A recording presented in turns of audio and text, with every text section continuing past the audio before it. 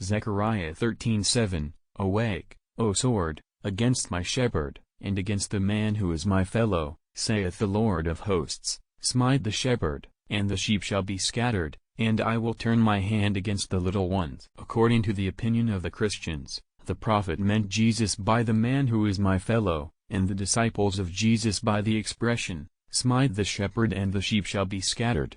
This assertion rests on what we read in Mark 14:27. Refutation. The explanation given by the Christians to the above passage is devoid of truth. The context to which the above verse belongs relates exclusively to the downfall of the kings of Palestine and to the dispersion of Israel.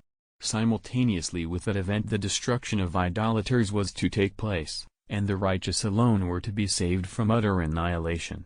The command given to the sword to smite the shepherd who is my fellow, merely signifies that those kings shall be punished who oppress the Jews, and who, in their delusion, believe they are doing a godly work in persecuting a religious people, and, in their inordinate conceit, imagine that they are the vicars and associates of the Almighty, whereas in the minds of those men the serpent of temptation whispers, as it did to our first parents, and ye shall be like unto God, knowing good and evil. This conceit we have met with among the rulers in Asia and Africa, where enlightenment has made less rapid strides than in Europe, and on that account humiliation is most needful to the uninstructed in order to teach them to know the littleness of pride and the superiority of meekness.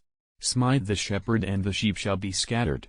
This passage indicates that the rulers of the Gentiles, who boast of their iniquitous government, shall be overthrown, and, from their fall, the deliverance of Israel will arise. There are many shepherds that must be struck prior to Israel's entire deliverance, for, unlike the ancient captivity in Egypt, the Jews are now scattered throughout numerous states and kingdoms. The return of our people to the inheritance of their fathers will, therefore, not take place in one collected body, but in numerous detached hosts.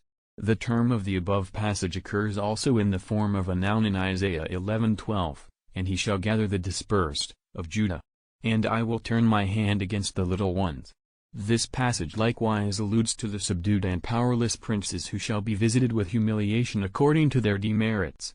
The Almighty will lend his help to those who have been the victims of malice. The inhabitants of the earth shall be awfully roused from their delusion, obeying the call of Isaiah, who says, Come near, ye nations, and listen, for the Lord will execute judgment on the cruel persecutors of his people.